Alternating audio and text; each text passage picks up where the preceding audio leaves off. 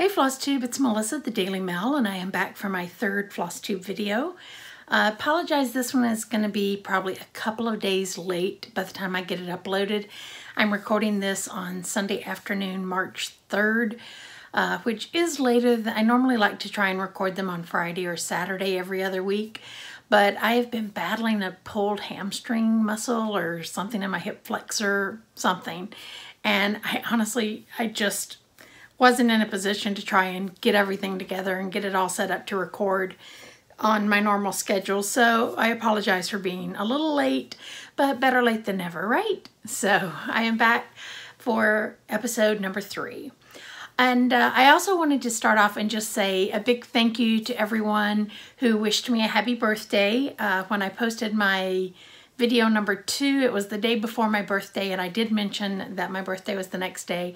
And so many of you sent me really kind greetings on Instagram and in YouTube comments. And so I just wanted to say thank you for that. You know, when you get to be my age, and I turned 55 a couple of weeks ago, you know, birthdays aren't nearly as much fun as they were when you were a little kid. So just getting all those greetings was really nice. And so I just wanted to say thank you. So for today, the first thing I wanted to talk about is the School of Magical Stitches and Literature, which if you are a regular Flosstube viewer, I'm sure you've heard all about. There's quite a few of us who are participating. And it's a group on Facebook where each week, and there are weekly challenges, monthly challenges, homework assignments, that sort of thing, all based around a Harry Potter theme. And I am a huge Harry Potter fan, so I naturally wanted to jump in. So I joined, I think in week 4 of January 24th, I think was the day I got sorted. And I am in the Hufflepuff house, which I was also sorted to Hufflepuff on Pottermore. So go Badgers. And even though our house hasn't been doing as well in the House Cup, I think we've been in last place every time, it is still a tremendous amount of fun. And I didn't get into it to try and win House Cups or anything like that. I got into it to have a lot of fun, to read the Harry Potter books, and to do some fun stitching, you know. So, and that aspect has been very successful. Since I was sorted, I have managed to complete all the weekly assignments, all of the extra credit assignments in February. I didn't get them all done in January since I joined so late. But some of the ones that I didn't get done in January, I don't know that I would have been able to get them done even if I was there the whole time. Because one was like stitch 500 stitches using DMC 934 for platform 9 3/4, but I don't have any projects I could really fit that into. So, and I didn't want to start something just, you know, to get the extra credit points. So, but other than that, yeah, I've kept up with all the weekly homeworks. I did, like I say, all the extra credit work in February. And so now so that was all year 2. We're now in year 3. And now that the books are starting to get a little bit longer, each of the challenges will span 2 months. So we have the months of March and April to read the 3rd book in the series, which is the Prisoner of Azkaban. And then all the extra credit challenges span 2 weeks as well, or I'm sorry, 2 months as well. So anyway, but yeah, it's been a lot of fun, and you can join it anytime. So if this is the first you're hearing about it, join us, please. It's so much fun. I'll put a link to the group in the description box below, as well as in the show notes over on my blog. So, and let's see. Okay, so finishes. I did have one finish since we last spoke, and I was almost finished with it, I think, when I posted the update. I'm not going to show the whip since this was a finish, but this is Quaker de Halloween by Jardin Privé, which is a French designer. And I stitched this on Warm Sugar Lugana by Hand Dyed Fabrics by Stephanie, which I don't believe she offers. This was a limited edition color, if I believe. There were like 4 different colors in the pack. It was a set. And they were all like fall inspired colors. And so that was what this was. And the chart calls for DMC, but I substituted out and used Noir Belle Soie silks from Classic Colorworks. And the orange, that was not charted. I just added it because I wanted a little pop of color in there. And so initially I was just going to do the pumpkins, but then I decided I would just carry it through. So that is, if memory serves, Carrot Cake. And the green on the pumpkins is collards, all Belle Soies. And I was initially going to use the Belle Soies for the white, but I just wasn't finding one that was popping enough. So I ended up using DMC B5200 for the white on the chart. But yeah, that is Quaker to Halloween, and that earned me a $14 credit for finishing on the Stitch from Stash Challenge, which that is also another Facebook group where you set yourself a monthly budget for how much you want to spend, and then that's your limit, and then you can get credit for finishing pieces. So that's how, if you need extra money in your budget, you can earn some extra money. And I've been doing really well so far in January and February. March, I'm probably honestly going to go in, well, no, honestly about it, I am going to go in the hole because I did some serious market shopping. As you know, market took place this weekend in Nashville, and the last time I added everything up, I think I was right around $300.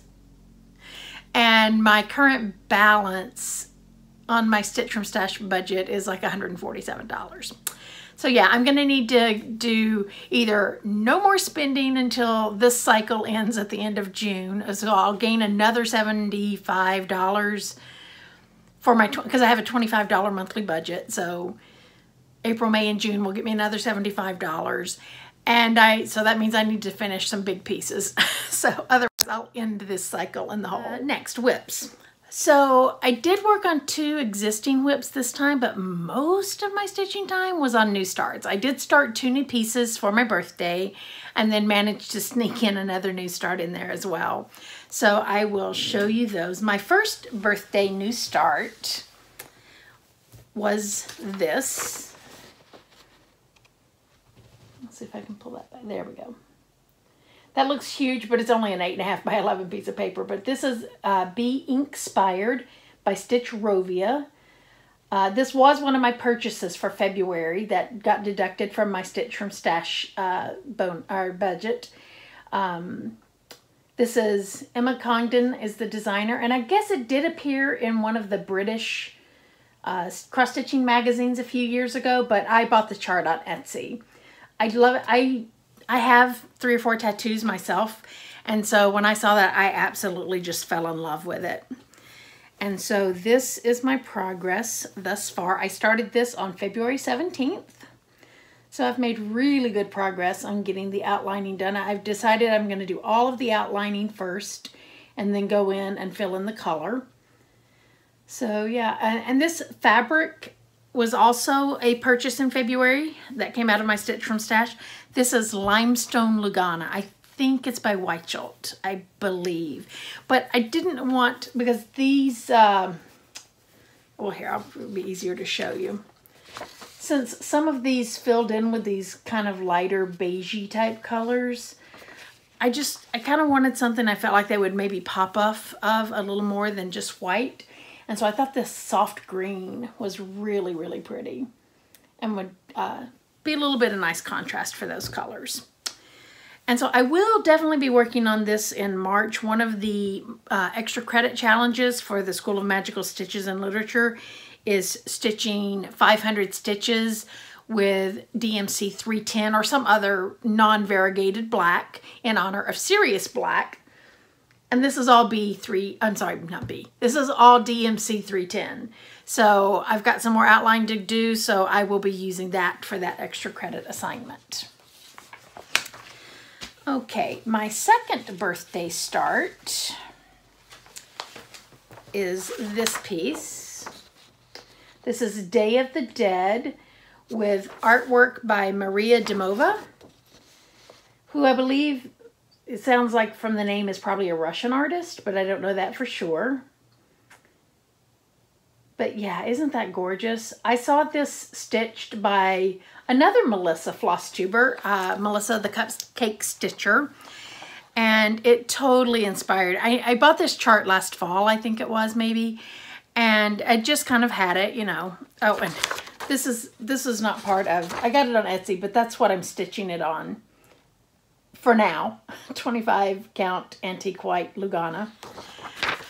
But I think I may restart it. I got some easy grid or easy count grid fabric, and I think I'm going to restart it on this. So, but anyway, I got this, it says Addicted to Cross Stitch on the top, but the name of the store now is actually 447 Shades of xstitch on Etsy. And she has two different versions. This one uses, I believe, 76 colors, but she has another one that uses like 105 colors, which, you know, would probably give you a little bit better shading and detailing, but Melissa used the one with 76 colors and hers is phenomenal.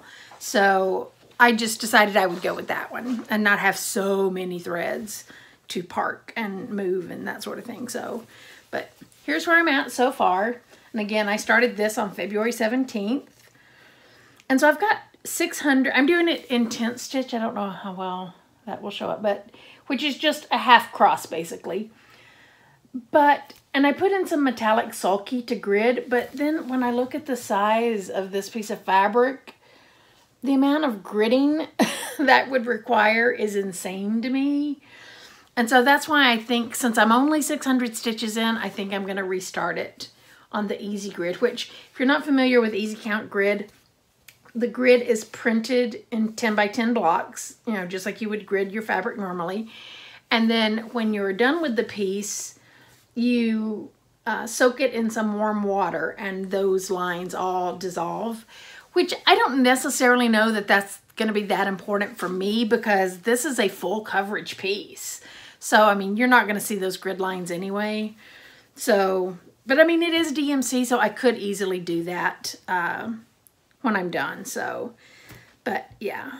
So, I'm saying so a lot. I apologize. That is Day of the Dead. My third new start, which this was not for my birthday. I started this one, I think on the 27th, so just a few days ago. Oh, let me show you the design first. This is Two Birds in One Tree by Modern Folk Embroidery. You can buy them directly from his website, or he does have an Etsy shop as well. The designer is Jacob de Graaf, or probably Jacob de Graaf. And I believe he's UK based as well, if memory serves. But this just cried for some variegated fiber. And I got a spool of sulky blendable in peacock plume, and these, he said in his notes on this pattern that they remind him kind of of a stylized peacock, and I agree. And so I thought it seemed very fitting to use this design for that fiber. And I have affectionately nicknamed this piece Ode to Donnie. And if you watch The Masked Singer, you will understand that. So, but yeah, and most of my stitching on this has been for Magical Stitches homework so far. So I'm making some good progress on that one. And let me see, hang on, let me reach down for just a second.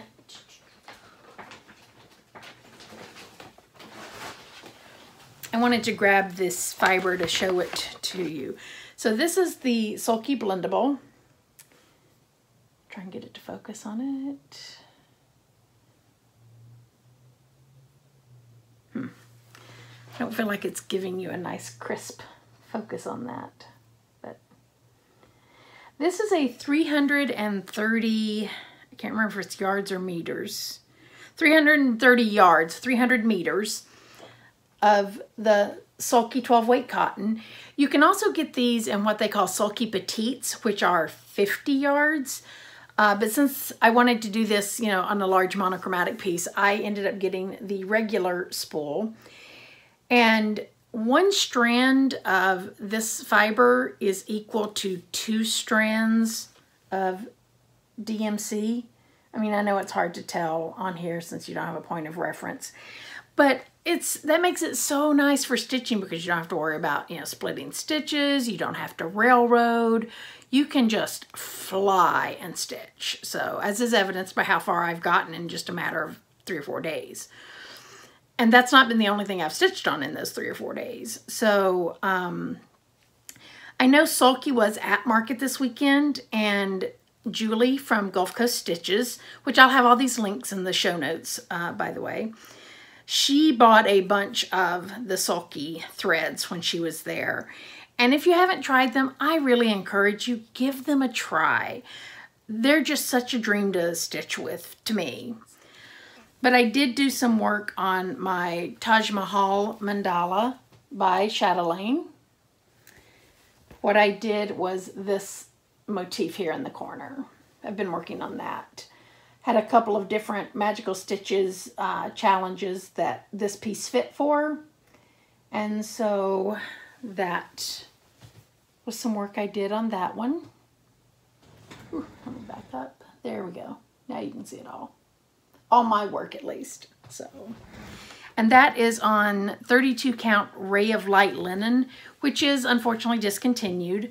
I believe the kits now come with an antique white linen. So, but this is a really, really pretty pale pastel yellow. So, and then the next piece I worked on is my Plum Blossom Kimono. This is a counted canvas design I'm working on by Margaret Bendig. This was a class I took several years ago at my local needlework store. Margaret is a local designer to me, and so this block is the one that I added this time. Let's see if I can maybe help put something behind it so you can see that a little bit better. Yeah, there we go. So this is a combination of the Scotch stitch and Continental or tent stitch. And so again, this was for magical stitches. We had to turn in a list of our top 20 whips, or we had to pick 20 whips. Well, since I only have 12, I listed all 12 of mine. And then the homework was to either stitch 300 stitches on the 13th project on your list, or if you had fewer than 13, to stitch on project 1 and project 3 on your list. And so for me, I listed mine in chronological order by when I started them. So Taj Mahal is my oldest. So that was project number 1. I did 150 stitches. And this was project number 3. And so in this one, since it's not a full cross, it's, you know, up 1, down 1 kind of thing. So Scotch and Continental, I had to do 300 because I had to do the equivalent number of stitches to a full cross to keep it fair to other stitchers, so who are doing cross stitch. So that was my whips. Okay.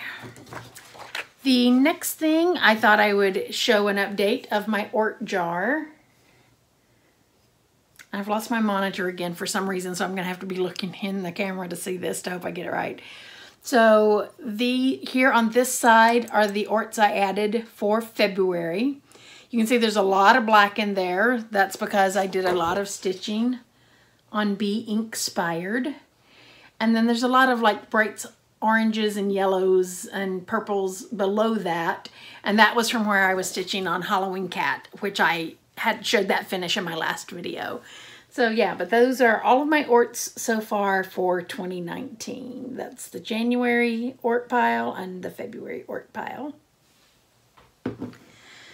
Okay, next is haul. I already shared one haul that I had, which was the chart and the fabric for Being Inspired. Another haul was the 2 birds and 1 tree chart from Modern Folk Embroidery, which again I already showed. And next, this was something I meant to show in my last video and I just completely spaced and forgot about it. I was going to share my Colors and Cotton Thread of the Month that I got in February. I get mine through Crazy Annie, and I am in the all threads, or I'm sorry, all colors club. So that means she has like 3 different options. You can do a neutrals like a neutrals primitives collection. There's a brights collection, or you can do the all colors. So you get a little bit of everything, but there's no overlap in them either if you're in the Floss of the Month club directly through Color and Cotton. So whatever threads you get from them, Crazy Annie does not match those. So anyway, just a heads up on that. So this was the first one that I got. This is Antique Rose. Let's see, I'm gonna put it this way. Such a really pretty rose color. Not a whole lot of variegation in that one, but a really, really pretty color. And these are 8 yards each. And it doesn't say, but it's 100% cotton. I'm assuming these are probably DMC based, like a lot of the other overdyed fibers are. The next one is Dark Truffle. It's a kind of a really pretty reddish brown. I mean, it's a brown, but to me, it's more of a red brown. It definitely skews to the red side versus a gray side of a brown. So that is Dark Truffle. Next, this is one that actually does have a nice amount of variegation. This is Winter Sea. I can't really tell how well these are showing up because I have the light from the window shining right in my eye. So I hope you guys can see these nice. But this is a blue. You have like a light dusky blue going into a darker dusky blue. So yeah, it's definitely not a navy, but it is a very, very pretty blue. And again, that one is Winter Sea. Next, we have Mermaid, wait, hang on, Mermaid Shimmer. Couldn't read that. Don't have my glasses on. This is absolutely gorgeous. It's kind of a aqua pooly kind of color and blue and kind of a lavender. Kind of all those colors you associate with a mermaid. Really, really pretty. And even though it's called shimmer, I don't really see, there's no sparkle in it. It's just called Mermaid Shimmer. So yep, that is the next one. And then the final one I have, and again, this one doesn't have a whole lot of variegation in it. This is Aged Pumpkin, which is like a really, really nice, almost kind of a coppery color, if that makes sense. Or like a kind of a muted coral. But yeah, it's definitely a good pumpkin color. And there is a little bit of variation in it, it's just not a lot to me. Which can sometimes be very nice. It gives you just that very subtle amount. So, yep. So that is Aged Pumpkin. Then the last bit of haul I have is a piece of fabric, and I ordered this from Pole Stitches, which is based in the UK. And this piece is called Dusk, which is absolutely gorgeous. I hope it shows up nicely on camera. And I got this piece, and this is where sad news enters my Flosstube. I had started Mirabilia's Stargazer and was probably a third of the way done with her. And I was stitching her on another piece of Pole Stitches fabric. I was stitching her on Angel Dust. And I moved over Labor Day, the US Labor Day last fall. So I moved at the end of August, early September, first part of September. And somewhere in the move, one of my boxes of cross stitch got lost. And one of the things that was in that box was my Stargazer whip. And I'm trying not to cry. Yeah, she's just gone. I have turned my apartment upside down, looking to make sure I hadn't just misplaced her somewhere, but no. And there were a lot of charts in that box too that are just MIA. I have no idea what happened to them. I literally moved within the same apartment complex. So there wasn't even like there was a truck involved. they were literally just carrying things. I moved like 2 doors down and somehow that box got lost. I don't know if it got put in a pile to be trash, and because I had, you know, the company I hired, one part of the movers were actually moving furniture and stuff. The other part was doing haul away because I bought a bunch of new furniture and stuff, and so I was having the old furniture taken away. And the company that I hired, anything that was salvageable, they would, you know, either donate it to Goodwill or put it in a salvage store, consignment shop, that sort of thing. Or things that were just, you know, trash, they would take to the waste management facility. And I don't know, that box somehow got misplaced. And so I now need to start Stargazer again. And so this is going to be, because I was going to get the same fabric again, but it looked different this time. It had a lot more purple in it than what I had before. And so I decided to go a different route this time. And this, I don't know how well it's showing up, but it's a really soft kind of gray blue. And it's, like I say, it's called Dusk. And that's, I mean, it's a good dusk color. I mean, that's what it is. So I think that'll look really good for Stargazer. Okay. And so to kind of wrap this up, and it's longer than I thought it would be, as always, I wanted to give a few shout outs. This time, so last time I did some other Southern floss tubers. This time, since I am a new floss tuber, I thought I would do some other new floss tubers. So maybe you haven't discovered these ladies yet, and they are all ladies in this case. So I thought I would share those. The first one is Olivia at Pumpkin Hollow Quilts. She does beautiful work. She is a quilter as well as a cross stitcher, and she will occasionally show off both things in her floss tubes. And she does really beautiful finishing work. And so if you have not discovered Olivia's channel, I encourage you to go check her out. As always, all my shout outs and stuff, I'll have them linked in the description below, or you can find them in the show notes on my blog at thedailymail.com. The next one is Christy at Java Girl Stitches. And she is, I believe, based in Las Vegas, if memory serves. And again, does beautiful stitching. And for all of you who are Aida fans, most of the stitching she does is on really pretty hand-dyed Aida fabrics. And so, you know, if you want to get some inspiration for using Aida, I mean, I don't use it myself very often. I mostly use even weave or occasionally linen.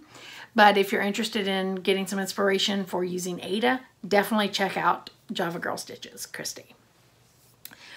The next one is Amber at She's Craftin', which technically she's not a new floss tuber because she was on Flosstube in the past.